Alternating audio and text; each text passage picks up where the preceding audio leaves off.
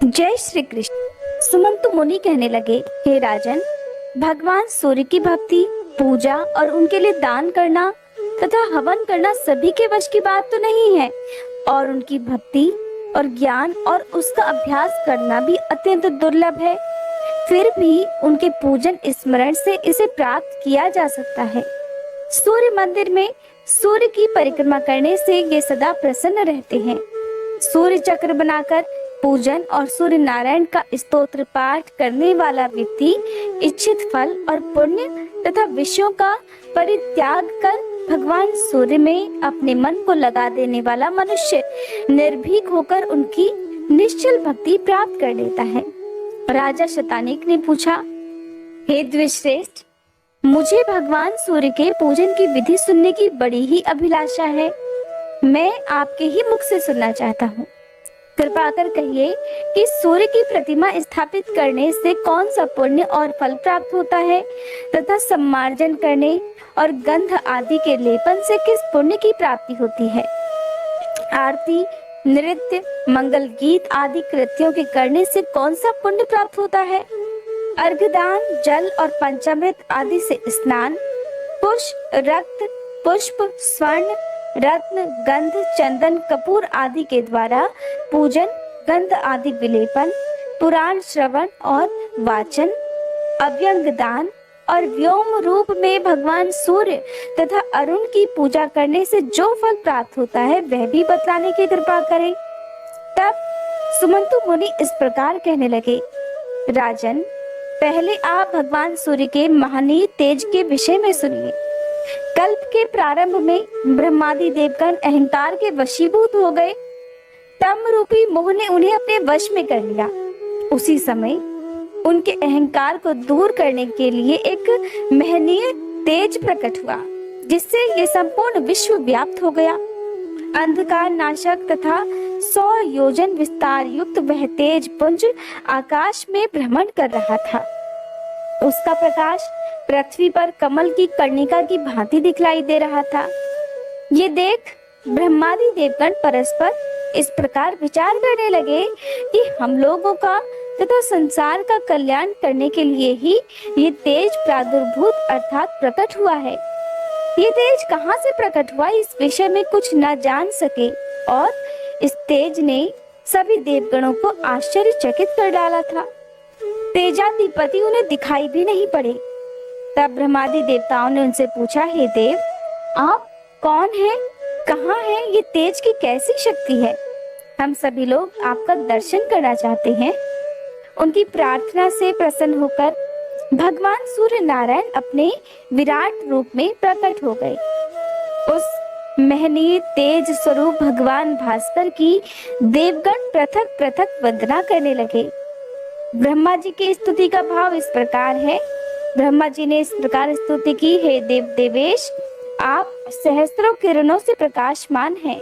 हे कौण वल्लभ, आप संसार के लिए दीपक हैं। आपको नमस्कार है।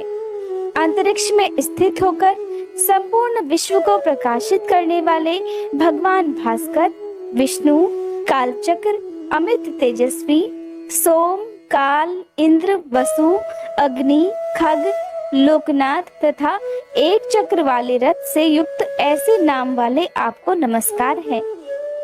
आप अमित तेजस्वी और संसार के कल्याण तथा मंगल कारक हैं। आपका सुंदर रूप अंधकार को नष्ट करने वाला है। आप तेज की निधि हैं। आपको नमस्कार है। आप धर्म आदि चतुर्वर्ग स्वरूप हैं तथा अमित तेजस्वी हैं। क्रोध लोभ से रहित हैं। संसार की स्थिति में कारण है। आप शुभ और मंगल स्वरूप हैं तथा शुभ और मंगल के प्रदाता हैं। आप परम शांत स्वरूप हैं तथा ब्राह्मण और ब्रह्म रूप हैं। ऐसे हे पर ब्रह्म परमात्मा जगतपते, आप मेरे ऊपर प्रसन्न होइए। आपको नमस्कार है। ब्रह्मा जी के बाद शिव जी ने महातेजस्वी सूर्य नारायण को प्रणाम करके उनकी स्तुति इस प्रकार की, विश्व की स्थिति के कारण स्वरूप भगवान सूर्यदेव, आपकी जय हो। अजय, हंस, दिवाकर, महाबाहु, भूधर, गोचर, भाव, भग, जगतपति, भानु, काल, अनंत, संवत्सर तथा शुभानंद आपकी जय हो। कश्यप के आनंद वर्धन, अदिति पुत्र, सप्ताश्व वाहन, सप्तेश, अंधकार को दूर करने वाले आपकी जय हो। वेदांग रूप, ग्रह रूप, सत्य रूप, स्वरूप, क्रोधादि के विनाशक, कल्याण पक्ष रूप तथा यति रूप आपकी जय हो। हे प्रभु, आप विश्व रूप, विश्वकर्मा, ओंकार, वषटकार, स्वाहाकार तथा स्वधा रूप हैं और आप ही अश्वमेध रूप, अग्नि और अर्यमा रूप हैं। संसार रूपी सागर से मोक्ष दिलाने वाले हे जगतपते, मैं संसार सागर में डूब रहा हूँ, मुझे अपने हाथ का अवलंबन दीजिए, आपकी जय हो। भगवान शिव के बाद भगवान विष्णु ने सूर्य नारायण को श्रद्धा और भक्ति पूर्वक प्रणाम कर उनकी स्तुति इस प्रकार की। भूत भावन देव देवेश, आप दिवाकर, रवि, भानु, मार्तंड, भास्कर, भग, इंद्र, विष्णु, हरि, हंस, अर्क इन रूपों में प्रसिद्ध हैं। आपको नमस्कार है। हे लोक गुरु, विभु, त्रिनेत्रधारी, त्रिमूर्ति, त्रिगति हैं। आप 6 मुख, 24 पाद तथा 12 हाथ वाले हैं। समस्त लोकों तथा प्राणियों के अधिपति हैं। देवताओं तथा वर्णों के भी आप ही अधिपति हैं। आपको नमस्कार है। हे जगत स्वामिन, आप ही ब्रह्मा, रुद्र, प्रजापति, सोम, आदित्य, ओंकार, बृहस्पति, बुध, शुक्र, अग्नि, भग, वरुण हैं। आपसे ही ये संपूर्ण चराचर जगत व्याप्त है। देवता, असुर तथा मनुष्य आदि सभी आपसे ही उत्पन्न हुए हैं। हे अनर्घ कल्प के आरंभ में संसार की उत्पत्ति, पालन और संहार करने के लिए ब्रह्मा, विष्णु और शिव उत्पन्न हुए हैं। आपको नमस्कार है। ब्रह्मादि देवताओं की स्तुति से भगवान सूर्य नारायण बहुत ही प्रसन्न हुए और उन्होंने ब्रह्मा, विष्णु तथा महादेव को अपनी अखंड भक्ति तथा अपना अनुराग प्राप्त करने का वर प्रदान करते हुए कहा, हे विष्णु, आप देव, दानव, यक्ष, राक्षस, गंधर्व आदि सभी पर विजय प्राप्त कर अजय रहेंगे। संपूर्ण संसार का पालन करते हुए आपकी मेरे ऊपर अचल भक्ति बनी रहेगी। ब्रह्मा भी इस जगत की सृष्टि करने में समर्थ होंगे और मेरे प्रसाद से शंकर भी इस संसार का संहार कर सकेंगे, इसमें कोई संदेह नहीं। मेरी पूजा के फलस्वरूप आप लोग ज्ञानियों में उत्कृष्ट स्थान प्राप्त कर लेंगे। तब भगवान महादेव ने जो कुछ भी कहा उसका वृतांत आप सभी अगले अध्याय में सुनिएगा। अब सुनिए भगवान कृष्ण की एक बहुत ही प्यारी और बहुत ही अनोखी कहानी। कहते हैं कि मानो तो भगवान है और ना मानो तो पत्थर। आज की वीडियो में मैं आपको सुनाऊंगी एक ऐसे ही सच्चे भक्त की कहानी जिसकी वजह से भगवान को स्वयं मूर्ति में साक्षात भगवान का रूप लेकर आना पड़ा था। उन्होंने अपने भक्त की पुकार किस तरह से सुनी, आखिर कैसे भगवान ने अपने एक भक्त को झूठ बोलने के बाद भी बचा लिया। अगर आप भी सुनना चाहते हैं ये कहानी तो जल्दी से कमेंट बॉक्स में कृष्ण भगवान की जय जरूर लिख दीजिएगा। एक बार एक राजा ने अपने राज्य में भगवान कृष्ण का एक विशाल भव्य मंदिर बनवाया और उसमें पूजा करने के लिए एक पुजारी को भी नियुक्त कर दिया। अब पुजारी जो थे वो पहले से ही बड़े कृष्ण भक्त थे। अब तो पुजारी जी बड़े मन से चारों पहर अपने कान्हा जी की सेवा करने लगे। बड़े प्रेम भाव से उनकी सेवा करते, उन्हें भोग लगाते, उनका श्रृंगार करते। इस प्रकार कान्हा जी की पूजा पाठ और उनकी सेवा करते हुए पुजारी की उम्र बीतने लगी। राजा जिसने वहां मंदिर का निर्माण करवाया था वो हर दिन नियम से कान्हा जी के दर्शन करने के लिए आता, लेकिन मंदिर में पहुंचने से पहले वो अपने एक नौकर के साथ एक फूलों की माला भेज दिया करता, जिसे वो पुजारी पहले भगवान को पहनाते और फिर जब राजा दर्शन करने के लिए आते तो आशीर्वाद स्वरूप वही माला भगवान के गले से उतारकर राजा को पहना देते। इस प्रकार राजा के और पुजारी जी के दिन बीत रहे थे।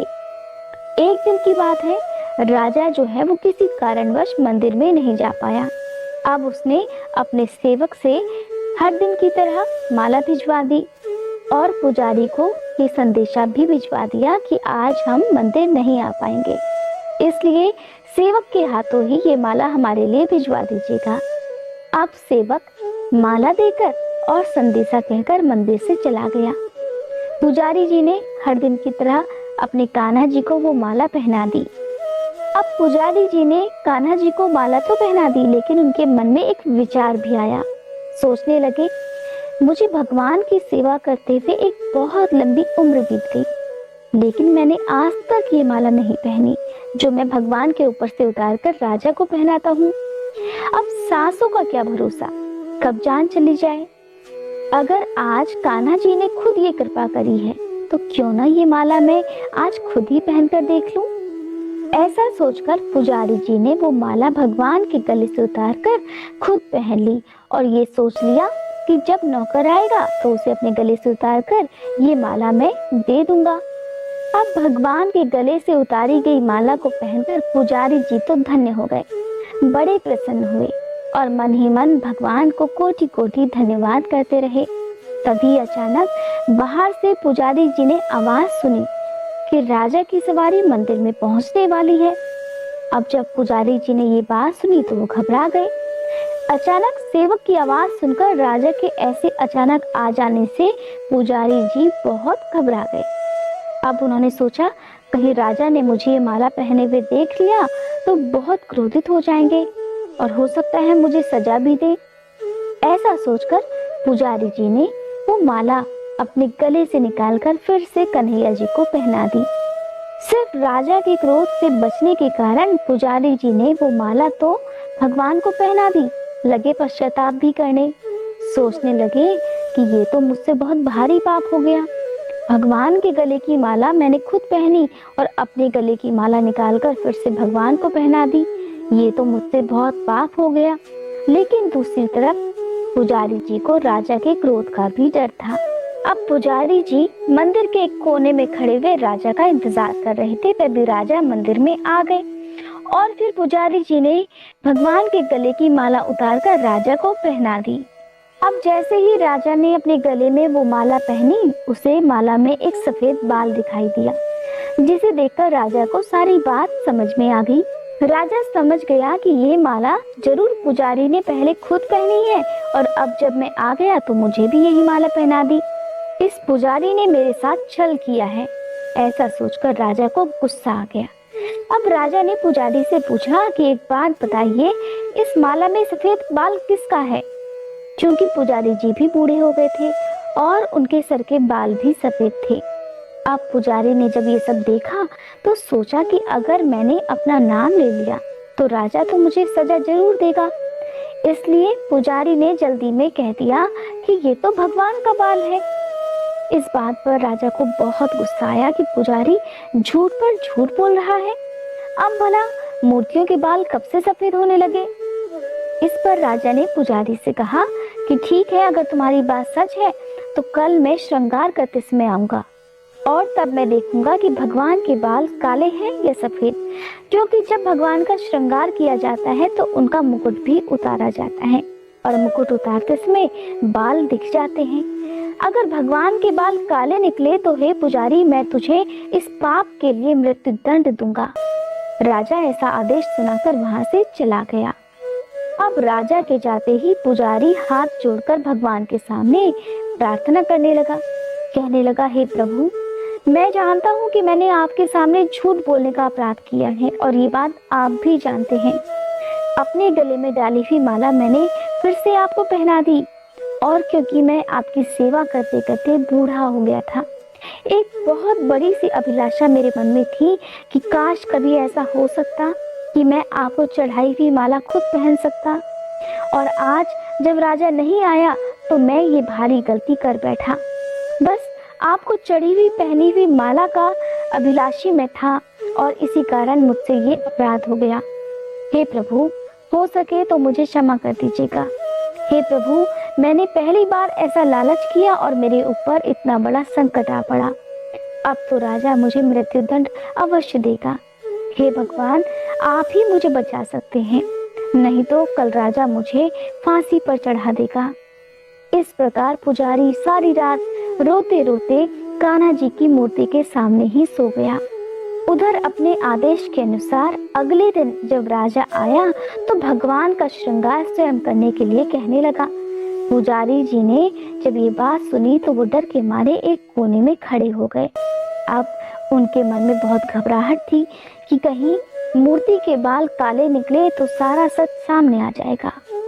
अब राजा ने जैसे ही ठाकुर जी का श्रृंगार करने के लिए उनका मुकुट हटाया तो वो ये देखकर हैरान रह गया, क्योंकि कन्हैया जी के यानी कि ठाकुर जी के सभी बाल सफेद थे।